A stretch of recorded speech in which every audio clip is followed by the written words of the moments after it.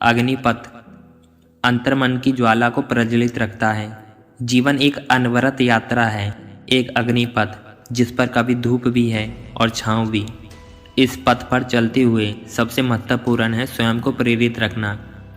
प्रेरणा कोई बाहरी शक्ति नहीं बल्कि अंतर्मन की ज्वाला है जिसे प्रज्वलित रखना होता है।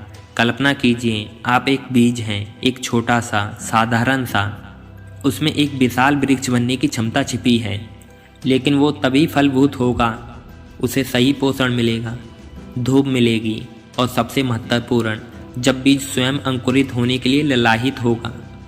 प्रेरणा वही लालसा है, वही आंतरिक बेचैनी है जो आपको बेहतर बनने, आगे बढ़ने के लिए प्रेरित करती है। अक्सर हम प्रेरणा को किसी चमत्कार की तरह खोजते हैं। हम सोचते हैं कि कोई गुरु मंत्र मिले, कोई शक्तिशाली भाषण सुनेंगे या कोई किताब पढ़ेंगे और अचानक सब कुछ बदल जाएगा। लेकिन सच्चाई ये है कि प्रेरणा का स्रोत हमारे भीतर ही होता है, या हमारे सपनों में है, हमारी आकांक्षाओं में है और सबसे बढ़कर हमारे संघर्षों में है।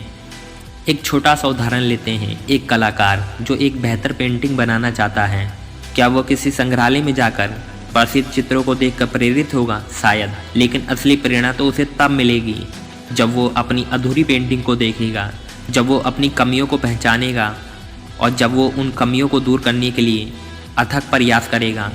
उसकी प्रेरणा उसकी अपनी चुनौतियों में है। सबसे पहले अपने लक्ष्य को स्पष्ट रूप से परिभाषित करो। मुझे सफल होना है कहना ही प्राप्त नहीं है।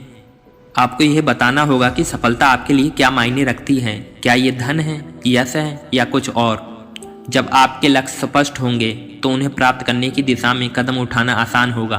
दूसरा, असफलताओं से ना डरें। असफलता सफलता की जननी होती है। हर असफलता आपको कुछ नया सिखाती है, आपको मजबूत बनाती है और आपको यही दिखाती है कि आप में कितनी क्षमता है।